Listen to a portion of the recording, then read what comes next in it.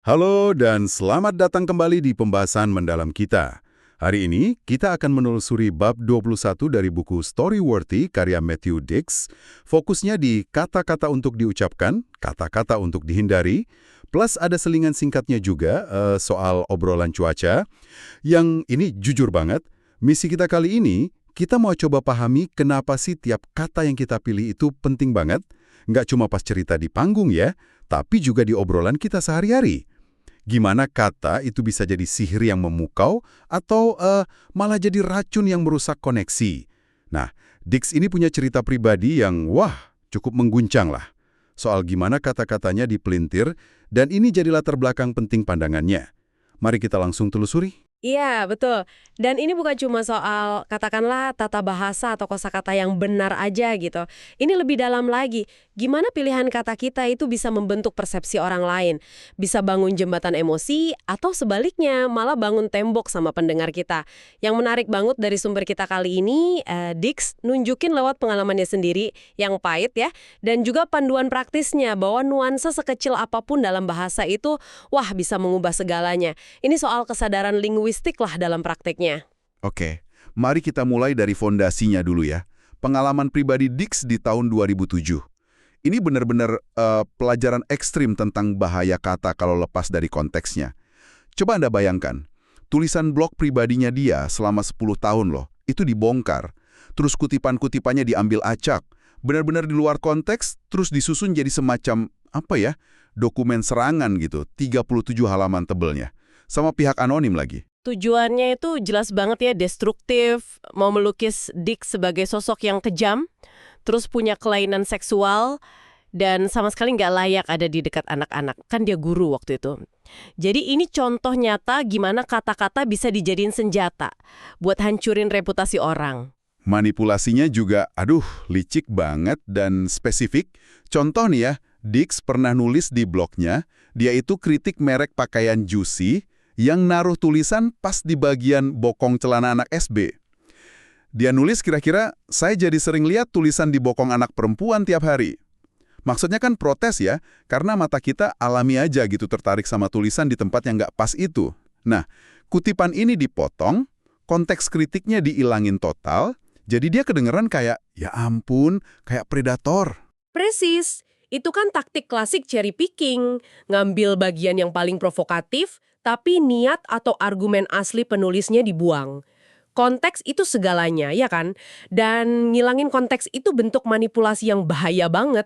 Mengubah kritik sosial jadi pengakuan pribadi yang mengerikan. Ada lagi, kutipan lain bunyinya, kepala sekolah bilang saya bisa ambil cuti sebanyak yang saya mau. Lakukan apapun yang ingin kamu lakukan. Sepintas kan kedengaran Dix ini dapat keistimewaan gitu ya. Kenyataannya, kalimat itu diucapin kepala sekolahnya sebagai bentuk belasungkawa. Pas banget setelah Ibu Dix meninggal dunia. Konteks kesedihan sama dukungan itu lenyap begitu aja. Diganti kesan manja atau nggak profesional. Nah, ini nunjukin betapa rapuhnya ya makna sebuah kalimat kalau dipisahin dari latar belakang emosional sama situasinya. Belasungkawa bisa diubah jadi bukti perlakuan khusus, cuman dengan ngilangin beberapa kalimat sebelum atau sesudahnya. Ngeri sih kalau dipikir dampaknya. Belum selesai loh, mereka juga masukin foto-foto model pakai baju minim di Bermuda, yang sebenarnya Dix kritik di blognya sebagai bentuk objektifikasi perempuan. Tapi, di paket serangan itu, foto-foto itu disajiin seolah-olah koleksi pribadi Dix, menyiratkan obsesi seksual. Terus ada tulisannya soal bikin manusia salju karakter Calvin and Hobbes yang agak gelap, agak morbid gitu, itu dibingkai seolah Dix punya kebiasaan aneh, sering gitu. Puncaknya nih, dia disandingin sama pelaku penembakan massal di Virginia Tech.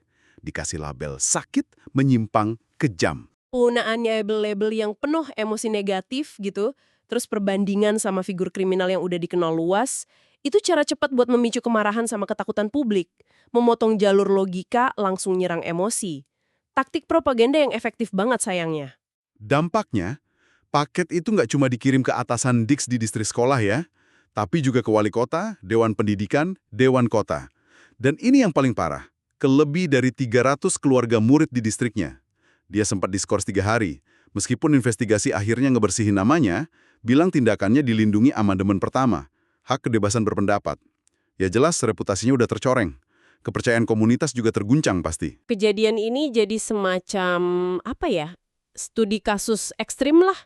Gimana kata-kata kalau dicabut dari akarnya, dari konteksnya, bisa jadi senjata pemusnah massal buat reputasi.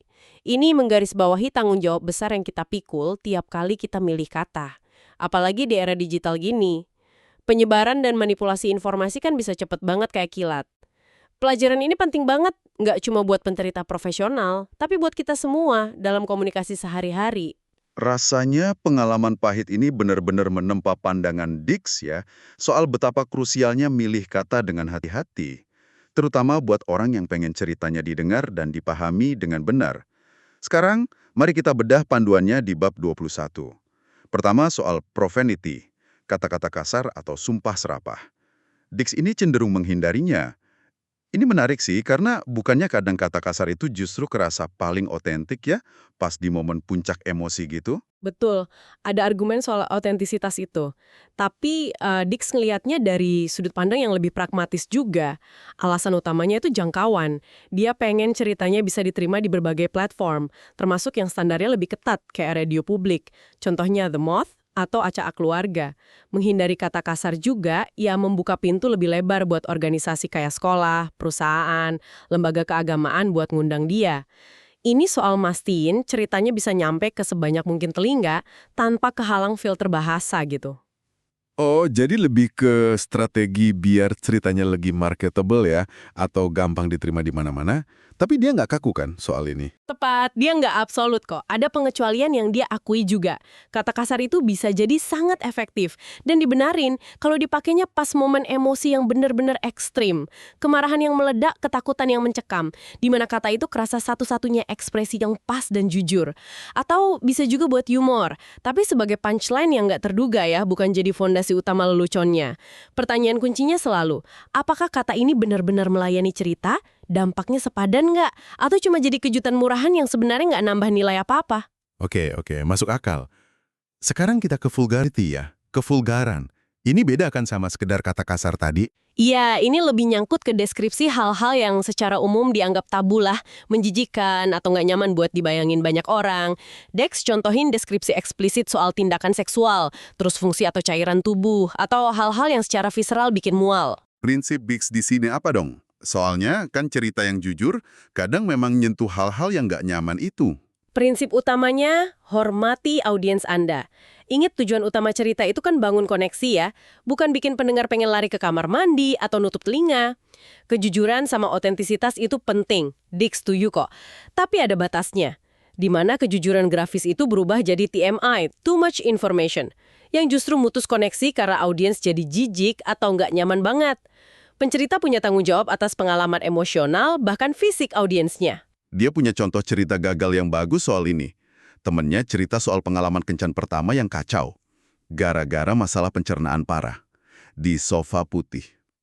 Deskripsinya itu terlalu grafis. Sampai ke warna, bau, kekentalan, tekstur, aduh. Hasilnya, penonton merasa jijik, juri kasih skor rendah. Kebayang sih? Nah itu contoh sempurna.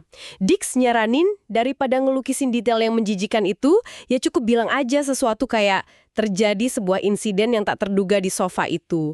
Atau ada situasi yang bikin kencan itu berakhir lebih cepat. Audiens cukup pinter kok buat ngebayangin apa yang terjadi, dan justru understatement atau sugesti gitu malah bisa jadi lucu. Kekuatan imajinasi pendengar seringkali lebih efektif, dan dalam kasus ini ya jelas lebih sopan daripada deskripsi eksplisit yang vulgar. Kadang yang nggak dikatakan itu lebih kuat. Bener juga ya. Ada contoh lain soal pencerita yang bagi kisah nonton film porno bareng ayahnya pas remaja. Topik yang personal banget dan potensialnya menarik kan, soal hubungan ayah-anak. Tapi cara penyampaiannya bikin kesan yang muncul malah creepy. Bikin bergedik gitu, ada ick factor-nya. Ini nunjukin betapa pentingnya cara penyampaian untuk topik sensitif. Dix nggak bilang topik itu tabu diceritain. Enggak sama sekali. Tapi cerita kayak gini butuh penanganan yang hati-hati banget. Mungkin bisa berhasil kalau dibalut humor yang self-deprecating, yang ngetawain diri sendiri. Atau pakai eufemisme yang cerdas, atau fokus ke kecanggungan momen itu sebagai remaja, bukan ke detail konten pornografinya. Pencerita di contoh itu gagal nemuin nada yang pas. Jadi yang kesisa, ya cuma perasaan gak nyaman dan aneh buat audiens. Atau bahkan ngelakuinnya ya. bilang seseorang tipe gadis yang diperanin Zooey Deschanel atau mirip banget sama Ronald Reagan. Dix pernah gitu dan nyesal katanya. Kenapa sih ini jadi masalah? Ada beberapa lapis masalahnya di sini. Yang paling jelas ya, kayak yang Anda sebut tadi, sebagian audiens mungkin nggak tahu siapa Zooey Deschanel. Atau mungkin punya persepsi beda soal Ronald Reagan. Ini langsung bikin jarak kan, bikin sebagian pendengar ngerasa out of the loop. Tapi ada masalah yang lebih fundamental menurut Dix. Referensi selebriti itu kayak meletuskan gelembung perjalanan waktu atau imajinasi yang lagi Anda bangun di benak pendengar. Maksudnya meletuskan gelembung itu gimana? Justru manggil gambar Ronald Reagan itu sendiri ke dalam film cerita Anda. Ini kan kerasa aneh ya, mecah konsentrasi, narik pendengar keluar dari dunia cerita yang lagi dibangun. Selain itu, Dix nganggepnya ini cara deskripsi yang agak males. Males? Kenapa dibilang males? Karena itu jalan pintas yang sebenarnya nggak banyak ngungkapin soal karakter orang yang Anda deskripsiin. Apa sih artinya tipe Zooey Deschanel? Apa dia unik, lucu, suka nyanyi? Atau cuma punya poni? Kan ambigu ya. Dix nyaranin alternatif yang jauh lebih kaya. Deskripsiin sifat sama perilakunya langsung. Buat mantan pacarnya itu, dia harusnya bilang, dia tipe gadis yang entah gimana selalu punya uang mesti nggak punya pekerjaan tetap. Atau selalu ceria, tapi juga penyendiri. Nggak pernah tampak khawatir, punya obsesi-obsesi keren yang datang dan pergi. Deskripsi kayak gitu kan ngelukis karakter yang jauh lebih hidup dan orisinal. Nah, iya. Deskripsi kayak gitu langsung bikin kita ngebayangin sosoknya ya. Bikin kita ngangguk atau senyum karena mungkin kita kenal orang kayak gitu. Nggak ada kebingungan kayak pas harus nyocokin sama selebriti. Ini penting buat jaga bioskop dalam pikiran tetap jalan mulus. Oke, poin terakhir yang dibahas Dix di bab ini cukup sensitif nih. Penggunaan aksen. Aturannya tegas banget. Jangan. Kenapa sekeras itu? Karena risikonya tinggi banget buat kepleset jadi sesuatu yang nggak sensitif, stereotipikal, atau bahkan rasis. Coba bayangin seorang pencerita kulit putih nyoba niruin aksen India atau Meksiko. Niatnya mungkin baik ya buat ngehidupin karakter, tapi hasilnya bisa gampang banget nyinggung dan memperkuat karikatur yang nyakitin. Ini ladang ranjau etis dan sosial lah. Dan Dix ngerasa lebih aman buat ngindarin sama sekali demi jaga respek ke audiens sama subjek cerita. Apa nggak ada pengecualian sama sekali? Kadang aksen bisa nambah warna cerita kan? Dix nyebutin beberapa pengecualian yang mungkin bisa diterima, tapi dia nekenin buat ngelakuinnya dengan sangat-sangat hati-hati. Pertama, niruin aksen orang tua atau kakek nenek sendiri. Asumsinya kan ada ikatan cinta dan pemahaman mendalam ya. Itu bisa ngurangin resiko stereotip negatif. Kedua, niruin aksen dari daerah asal Anda sendiri jika Anda dari ras yang sama dengan orang yang ditiru. Misalnya, Dix yang dari New England mungkin bisa niruin aksen Boston tanpa dianggap ngejek. Tapi dia kasih peringatan keras juga kan? Bahkan kalaupun katakanlah seorang pria kulit putih tumbuh besar di lingkungan mayoritas Hispanik, fasih bahasa Spanyol dengan aksen lokal, niruin aksen itu di atas panggung tetap resiko tinggi dianggap nggak pantas atau mengeksploitasi. Tepat sekali. Pesan utamanya gini, kalau ada ragu-ragu sedikit aja di benak Anda, ini bakal nyinggung apa nggak ya? Mending jangan lakuin. Tujuan utamanya kan ngidupin karakter secara otentik, bukan nyiptain karikatur demi tawa murahan atau warna palsu yang bisa nyakitin orang lain. Sensitivitas budaya itu kunci mutlak di sini. Baiklah, itu tadi panduan kata dari bab 21 ya. Sekarang, mari kita singgung dikit selingan ceritanya yang judulnya Cuaca Buruk, Jadi Jangan Bicarakan Itu.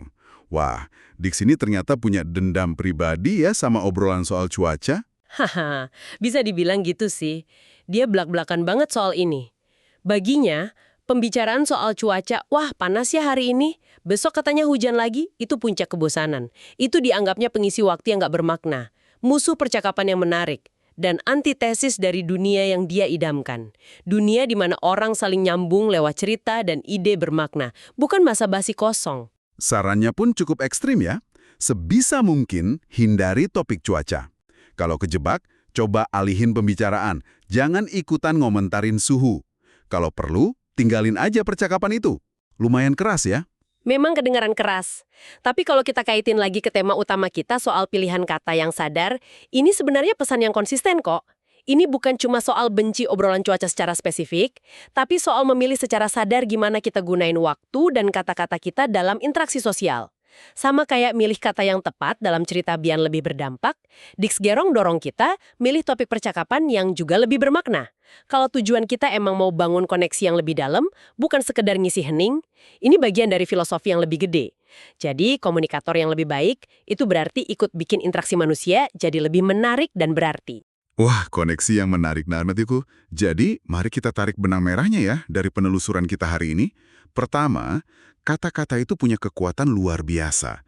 Bisa bangun pemahaman dan empati, tapi juga bisa hancurin reputasi kalau dipelintir dari konteksnya, kayak yang dialamin Dix tadi. Kedua, milih kata secara sadar itu krusial banget dalam cerita dan komunikasi. Pikirin soal potensi kata kasar, hindari detail vulgar yang nggak perlu, jauhi referensi selebriti yang malas, dan hati-hati banget sama aksen. Ini semua bukan cuma soal teknik ya, tapi soal gimana Anda pengen cerita Anda diterima dan gimana Anda pengen diri Anda dipersepsiin. Ketiga, bahkan pilihan topik obrolan sehari-hari, kayak nolak kejebak basa-basi soal cuaca, itu cerminan keinginan kita buat bikin komunikasi lebih bermakna. Jadi, apa artinya semua ini buat Anda yang lagi dengerin? Ini mungkin bisa jadi pemicu refleksi ya buat kita semua. Coba deh pikirin, seberapa sering sih kita milih kata-kata kita di email, pesan singkat, obrolan langsung, atau bahkan postingan medsos secara otomatis, kayak autopilot gitu. Seberapa sering kita benar-benar berhenti sejenak buat nimbang paket makna, kesan, bahkan potensi risiko yang ada di balik pilihan kata atau topik kita. Gimana kalau kita nyoba buat sedikit lebih sengaja gitu, lebih sadar dalam komunikasi kita sehari-hari, sekecil apapun itu. Mungkin nih, buat beberapa hari ke depan, coba perhatiin pilihan kata Anda sendiri dan orang-orang di sekitar Anda. Bukan buat ngejudge ya, tapi sekedar buat ngamatin aja. Pola apa yang muncul, kesadaran macam apa yang bisa tumbuh dari situ. Sebuah ajakan observasi yang menarik banget buat nutup pembahasan kita. Terima kasih sudah bergabung dalam penelusuran mendalam kali ini. Semoga ada percikan ide atau kesadaran baru yang bisa Anda bawa. Sampai jumpa di penelusuran berikutnya.